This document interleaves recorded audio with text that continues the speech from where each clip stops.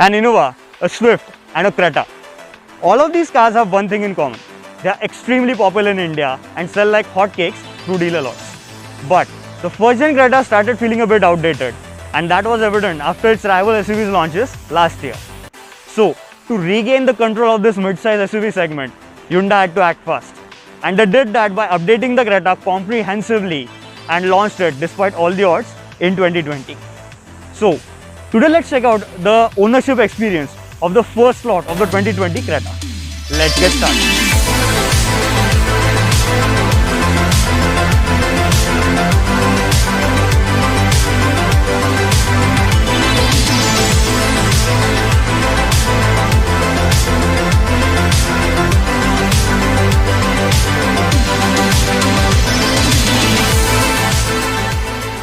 Now trust me, this is an ownership review.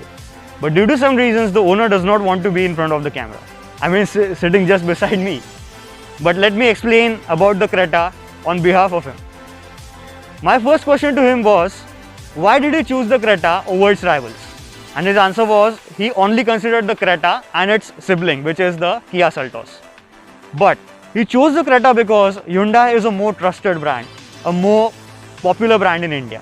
And also, the Creta in itself is a big brand, and that's the reason why he chose the Creta over the Seltos. Let's face it, the design of the Creta is a bit polarizing. Some may like it or some literally hate it. I asked him the same question, why did you choose the Creta despite its design, which is a bit unique, let's say that. And his answer was, he chose the Creta because of this design as well. Because, as you know, most of the SUVs nowadays have that same typical boxy shape and pretty much the same design, while the Creta offered something new to him. That's the reason why he liked the Creta. The third question was, what were the features which he specifically liked about the Creta? And his answer was that the ride quality, the practicality and especially the comfort which the Creta offers, he felt that it was slightly better compared to the Seltos. And now the final and the most important question which all of you guys must be waiting for, which is what sort of mileage is he getting from the new 1.5 CRDI diesel. Now according to him, who have driven it for the last 20 days for around 750 kilometers, 20% in the city and 80% on the highways, he's getting around 17 to 18 kilometers per litre. Now that's a really impressive mileage figure, really impressive considering the rivals of the Creta offer slightly less fuel economy. Now let's drive the Creta to find out how the new 1.5 CRDI fares in the real world. Alright, driving the 2020 Creta diesel. Now recently I drove the 2020 Seltos as well, of course the diesel, and I was very impressed with the refinement of the new 1.5 CRDI. And it's exactly the same about the Creta as well. I mean, at low revs, there's very little hint of that diesel clatter, and the bottom end torque as well is very usable. There's a decent amount of lag at the bottom. If you put your foot down below 2000 RPM at high gears, it does take slight amount of time to get going, but rev it past 2000 RPM and there's a decent amount of that turbo shove. The turbo spool up isn't too aggressive, but still the 250 Nm of torque is felt when you drive it. Now this being a diesel, the power band is from 2000 RPM to around 4000 RPM, after which you have to upshift, but the mid-range is where all the power lies and it's really enjoyable in that rev band. Talking about upshifts, the gearbox. Now I'm very impressed with the gearbox as well because it has very short and precise throws. It gives that nice sporty feeling while driving it, and I think that this is a slightly better gearbox compared to the Seltos. Now I know they are identical, but it's my personal opinion.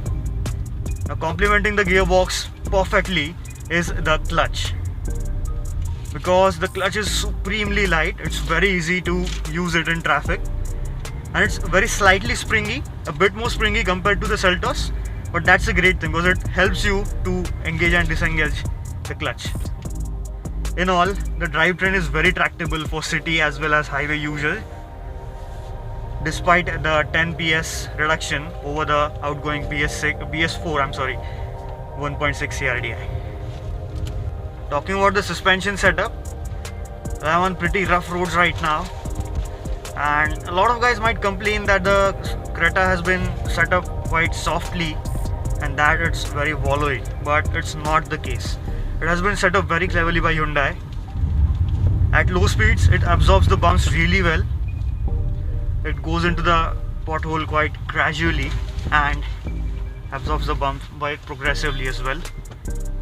And at high speeds it remains really stable. I mean, yes, there's a decent amount of body roll if you take a corner at high speeds, but obviously it being a tall bodied SUV, it will definitely have that trait. The NVH levels on this one as well have been set up very nicely because the tire noise and the road noise has been well contained. The brakes on the Creta as well are very impressive. They are not too grabby, which is a nice thing because you don't want grabby brakes on an SUV like this.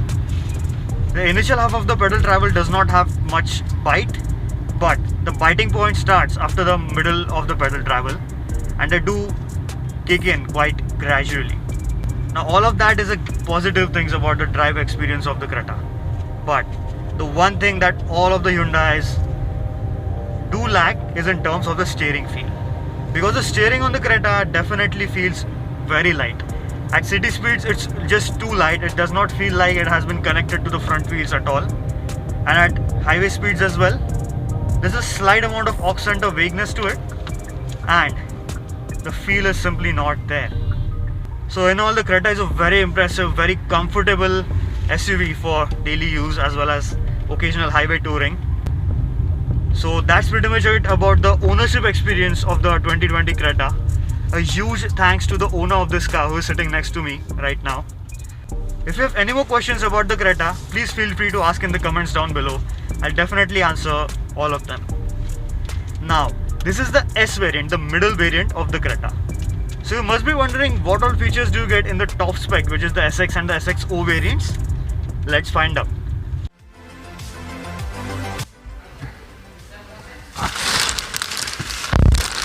The ingress and egress for the front row seats of the Creta is quite easy, as the seats are not as high as some other SUVs.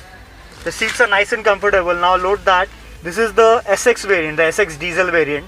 So you do not get leather upholstery for the seats, but still the seats are quite comfortable with adequate bolstering. Bolstering is not as aggressive as some other cars. You do not get ventilated seats in the SX variant, but the SXO variant you get leather and ventilated seats. The driver's seat is manually adjustable for height and other adjustments, of course.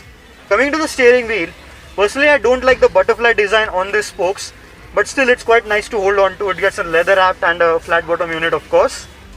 On the left you get toggle switches to control the infotainment system, and on the right you get toggles to control the cruise control settings and the display in the instrument console.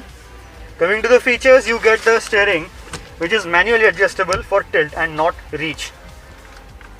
Coming to the central console, you get this big 10.25-inch touchscreen infotainment system, which is standard with Apple CarPlay and Android Auto, and it shares this infotainment system with its sibling, which is the Kia Seltos. It's a very responsive unit and gets its own navigation system as well. Below that is the automatic climate control display. Below that is a wireless charging pad, which is a nice thing, and a lot of Hyundais are getting it nowadays. And next to it are the charging sockets. So you get a fast charging socket, a regular USB socket, and a 12-volt charging socket, which is a nice addition. Plenty sockets for a lot of devices to be charged at once. Next to it is the 6-speed transmission and the rear view camera toggle switch. Behind that is a manual handbrake. Now let me tell you, the SX variant, which is this manual one, gets a manual handbrake, but the top and automatic variants get electronic handbrake. It gets two cup holders next to it, which are stacked in a vertical way, and next to it is a big glove box below the central armrest. Coming to the design of the door cards, you get the mirror controls as well as window controls on this nice sloping panel, which makes it quite easy to look at them at night as well, because of course they are backlit. Below that is the speaker grill. Now the SX variant gets 4 speakers, but the top end SXO variant gets Bose audio system. Now coming to the safety, the SX variant gets 2 airbags and ABS and EBD as standard. But if you move on to the top end variant, the SXO variant, you get 6 airbags as standard and ABS, EBD, hill hold assist, traction control and vehicle stability management as standard. Now let's hop into the back seat of the Creta to find out how it is.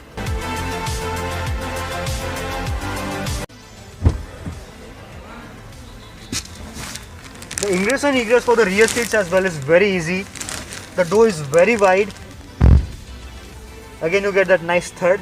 Now let me tell you, the rear seats is where you want to be in the new Creta because they are very comfortable. The under thigh support is more than adequate. Backrest is quite a lot tilted. Then again, as you can see, you get these cushions, which are a new feature that the Creta has introduced in this segment as well.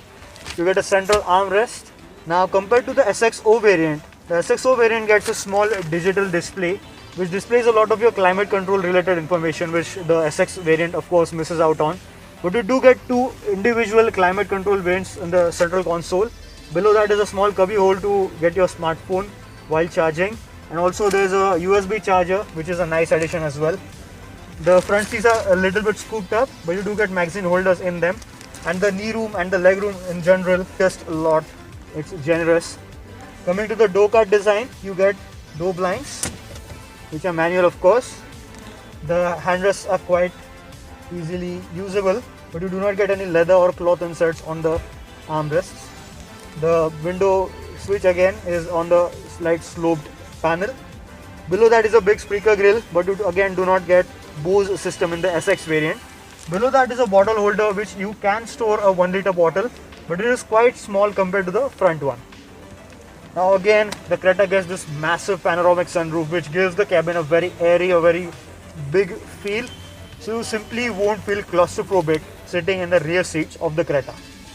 Now the rear windows of the Creta are very long and are not that high, which gives it a very classy look, which a lot of guys will love sitting in the rear seat. Again, the Creta will be used by a lot of guys as a chauffeur-driven SUV in the city itself. For that, a great rear seat. Now let's check out the boot space of the Creta. Boot space of the Creta is quite generous at 402 liters, but it's a bit smaller compared to its competition. You get a parcel tray up top, and the loading lip is on the same level as that of the boot floor. Underneath the boot floor, you get a spare wheel which is full size but is not an alloy. Overall, the boot is quite usable for long journeys as well. So that's pretty much it from my side. If you have any more questions, let me know in the comments down below, and also don't forget to hit that like button and subscribe to the channel right away. Thanks for watching. I'll see you next time.